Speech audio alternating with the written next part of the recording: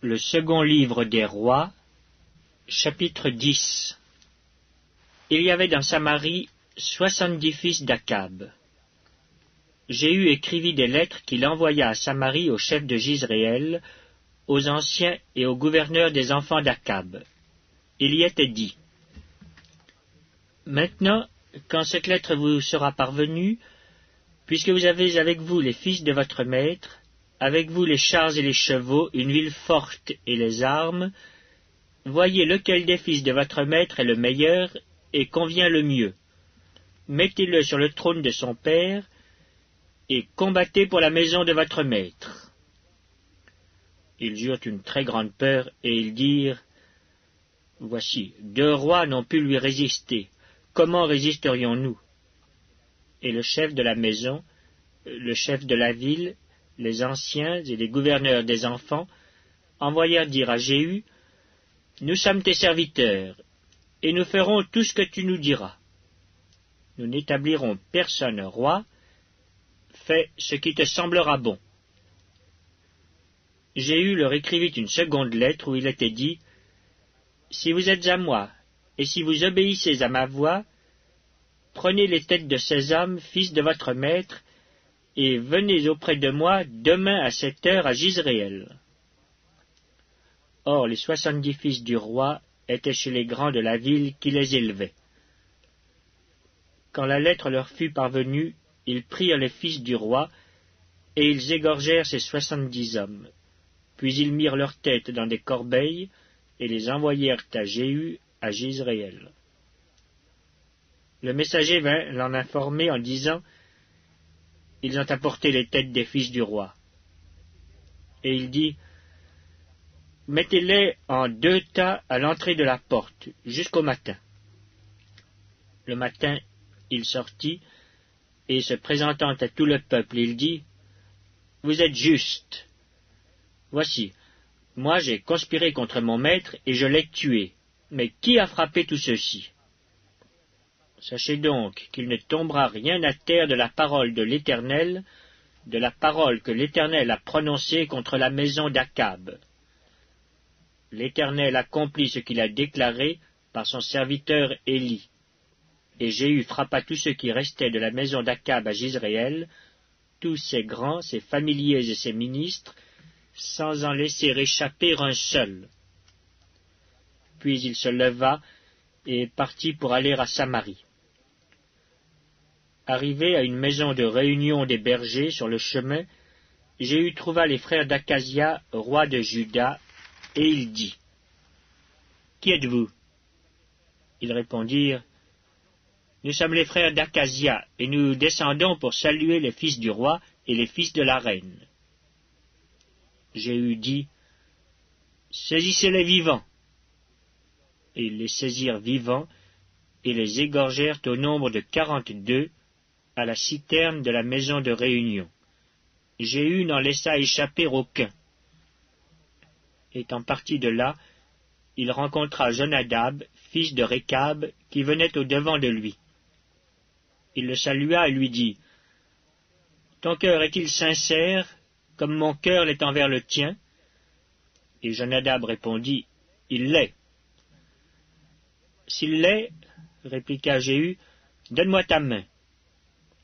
Jonadab lui donna la main, et Jéhu le fit monter auprès de lui dans son char et dit: Viens avec moi, et tu verras mon zèle pour l'Éternel.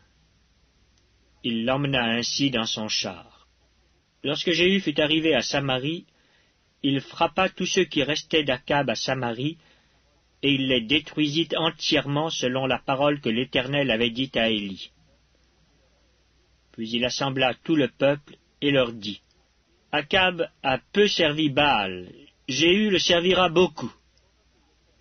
Maintenant, convoquez auprès de moi tous les prophètes de Baal, tous ses serviteurs et tous ses prêtres, sans qu'il en manque un seul, car je veux offrir un grand sacrifice à Baal.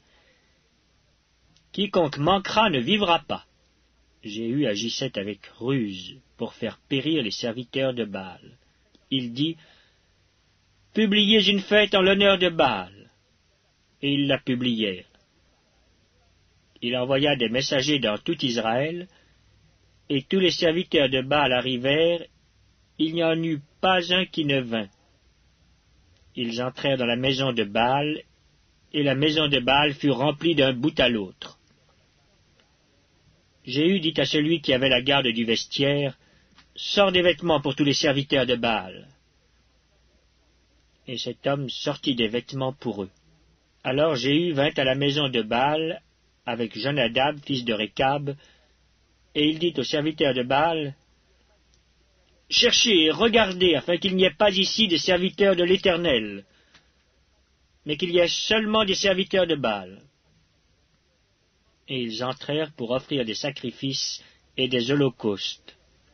Jéhu avait placé dehors 80 hommes en leur disant, « Celui qui laissera échapper quelqu'un des hommes que je remets entre vos mains, sa vie répondra de la sienne. » Lorsqu'on eut achevé d'offrir les holocaustes, Jéhu dit aux coureurs et aux officiers, « Entrez, frappez-les, que pas un ne sorte. » Et ils les frappèrent du tranchant de l'épée. Les coureurs et les officiers les jetèrent là, et ils allèrent jusqu'à la ville de la maison de Baal. Ils tirèrent dehors les statues de la maison de Baal et les brûlèrent. Ils renversèrent la statue de Baal, ils renversèrent aussi la maison de Baal, et ils en firent un cloaque qui a subsisté jusqu'à ce jour. Jéhu extermina Baal du milieu d'Israël. Mais il ne se détourna point des péchés de Jéroboam, fils de Nébat, qui avait fait pécher Israël. Il n'abandonna point les veaux d'or qui étaient à Béthel et à Dan.